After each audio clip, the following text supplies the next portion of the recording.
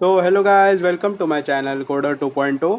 तो इस वीडियो में हम लोग डिक्शनरीज देखने वाले हैं कि पाइथन में हम लोग डिक्शनरीज को कैसे इम्प्लीमेंट कर सकते हैं। ठीक है, तो ये नॉर्मल डिक्शनरी जैसा नहीं है जो कि आपको किसी वर्ड का इंफॉर्मेशन देगा, बट ये एक डिटेल्ड सेट रहेगा जिसमें वैल्यूज़ और कीज़ ये दो चीज़ें रहेगी। ठीक है, तो जैसे कि हम लोग पिछले वीडियो से देखते आ रहे हैं, स्ट्रिंग्स, ट्यूपल्स, लिस्ट, तो ये भी वैसे ही है डिक्शनरी, बट इसमें दो चीज़ें रहेगी, वैल्यूज़ और कीज़।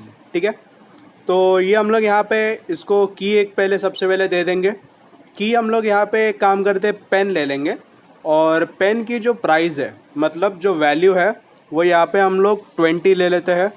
और फिर उसके बाद हम लोग नेक्स्ट की लेंगे पेपर, और पेपर का वैल्यू हम लोग 10 ले लेंगे।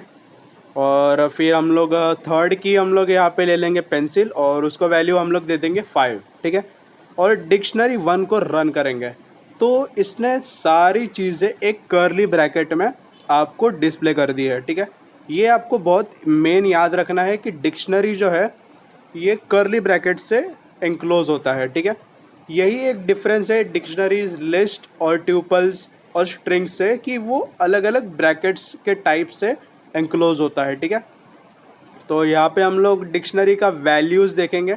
तो यहाँ पे डिक 1 का वैल्यूज़ हमने यहाँ पे देख लिया है 20, 10 और 5। ठीक है, तो ये सारे जो वैल्यूज़ है ये आपने कीज़ को डिक्शनरी 1 में दिया है। ठीक है, तो यहाँ पे हम लोग सेकेंड कंडीशन देख लेंगे जो कि है कीज़। ठीक है, तो कीज़ हम लोग डिक्ट 1 डॉट कीज़ हम लोग यहाँ पे देख लेंगे। तो यहाँ पे इसने बता दिया है आपने 3 कीज़ यूज़ की है, पेन, पेपर और पेंसिल। ठीक है, तो ये हमारा बेसिक्स था कि डिक्शनरीज में आप वैल्यूज़ और कीज़ दोनों कैसे ऐड कर सकते हो और उसको कैसे डिस्प्ले कर सकते हो। तो अभी हम लोग इसके आगे बढ़ेंगे कि दो डिक्शनरी को हम लोग ऐड कैसे करेंगे। ठीक है, जैसे कि हम लोग का नेचुरल वे था, हम लोग दोनों को प्लस करते थे। ठीक है, अभी यहाँ पे एक नया सिस्टम आएगा जो कि है अपडेट। ठीक है, वो आपको मैं यहाँ पे आगे बताऊँगा। सबसे पहले हम लोग डिक्शनरी 2 क्रिएट करेंगे। डिक्शनरी 2 में हम लोग इरेज़र की लेके उसको 2 वैल्यू दे देंगे, और चार्ट हम लोग एक यहाँ पे की करके इसको 30 वैल्यू दे देंगे। डिक्ट 2 को रन करेंगे। ठीक है, ये हो गया आसानी से रन। अभी हम लोग यहाँ पे करेंगे क्या, अपडेट। ठीक है, तो यहाँ पे हम लोग अपडेट यहाँ पे लिख लेंगे नीचे। तो इन दोनों चीज़ों को अपडेट करने के लिए आपको बेसिकली सिर्फ एक चीज़ करना है, एक डिक्शनरी में दूसरी चीज़ को अपडेट। ठीक है, जैसे कि आपको डिक्ट 1 में डालना है, तो यहाँ पे आप क्या करोगे, डिक्ट 1 डॉट अपडेट, और राउंड ब्रेसेस के अंदर आप कौन सी डिक्शनरी उसमें अपडेट करना चाहते हो। तो डिक्ट 2 हम लोग ने यहाँ पे अपडेट किया है, तो ये देखो इसने यहाँ पे आसानी से ऐड कर दिया है। ठीक है, अभी आप सोच रहे होगे कि ये जो अपडेट है ये आप स्ट्रिंग्स में भी तो कर सकते थे, ट्यूपल्स में भी कर सकते थे। नहीं, ये एक डिफरेंस आता है कि ये जो पर्टिकुलर ऑपरेशंस है ये पर्टिकुलर डेटा स्ट्रक्चर्स में ही वर्क करते हैं। ठीक है, तो अगर आप बोलोगे कि डेटा स्ट्रक्चर्स है क्या, तो डेटा स्ट्रक्चर्स जो आप देख रहे हो, डिक्शनरीज है, लिस्ट है, ट्यूपल्स है, स्ट्रिंग्स है, और इसके आगे आप एक नया टर्म देखोगे वो है सेट। ठीक है, तो ये सारी चीज़ें डेटा स्ट्रक्चर्स में आती है। ठीक है, तो ये आपको एक स्ट्रक्चर, मतलब एक आपको बेसिक देगा सारे चीज़ों को, इसको आपको एक लार्ज स्केल में इम्प्लीमेंट करना है। ठीक है, वो हम आगे देखने वाले हैं। तो यहाँ पे हमने डिक्शनरी 1 में ये अपडेट कर दिया है आसानी से।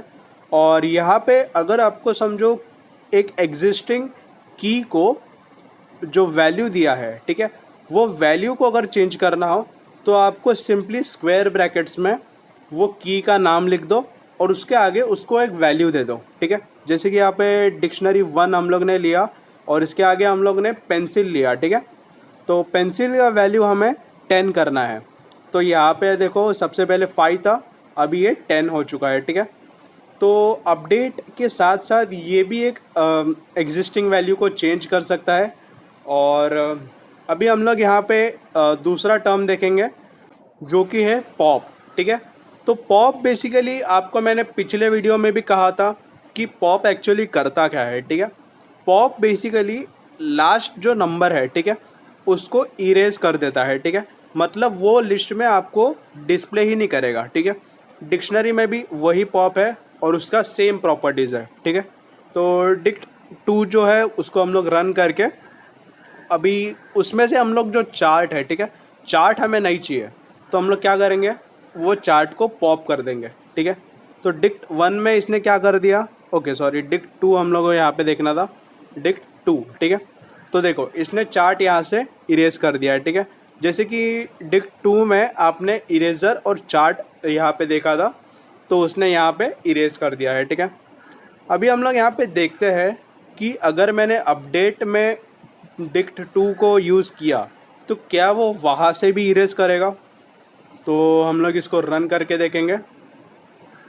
ओके, तो वो वहाँ से रन नहीं करेगा, तो सिंपली वो डिक्शनरी 1 का जो रिमूव आपको करना है पॉप से, वही आपको पॉप कर देगा, ठीक है। तो काफ़ी एकदम छोटा सा टॉपिक है और बहुत इजी टॉपिक है ये डिक्शनरीज़, ठीक है। तो ये आपको काफ़ी यूज़फुल भी है आगे, वो हम लोग यहाँ पे देखने वाले हैं। तो अभी हम लोग एक क्विक रिव्यू देख लेंगे कि हमने क्या क्या सीखा है। सबसे पहले डिक्शनरी क्या है, एक सेट ऑफ वैल्यूज़ और कीज़ है जो कि एंक्लोज होता है कर्ली ब्रैकेट से, ठीक है। फिर उसके बाद हमने वैल्यूज़ और कीज़ का कंसेप्ट देखा, जिसमें वैल्यूज़ आप चेंज कर सकते हैं और कीज़ को आप चेंज नहीं कर सकते। फिर उसके बाद हमने अपडेट का देखा। अपडेट बेसिकली करता क्या है, दो चीज़ों को ऐड करता है, ठीक है, और वो डिफ्रेंशिएट होता है प्लस से, ठीक है। आप प्लस उसमें नहीं कर सकते, आप अपडेट डायरेक्टली कर सकते हैं, ठीक है। फिर अगर आपको एग्जिस्टिंग वैल्यू चेंज करना है तो आप स्क्वायर ब्रैकेट्स में लिख करके उसको चेंज कर सकते हैं, ठीक है। पॉप की शायद ज़रूरत नहीं है आपको बताने की। तो ये था हमारे आज के वीडियो में डिक्शनरीज़ का एक्सप्लेनेशन, ठीक है। अगर आपको ये वीडियो अच्छी लगी हो तो कृपया लाइक करें, शेयर करें और सब्सक्राइब करना बिल्कुल ना भूलें, ठीक है।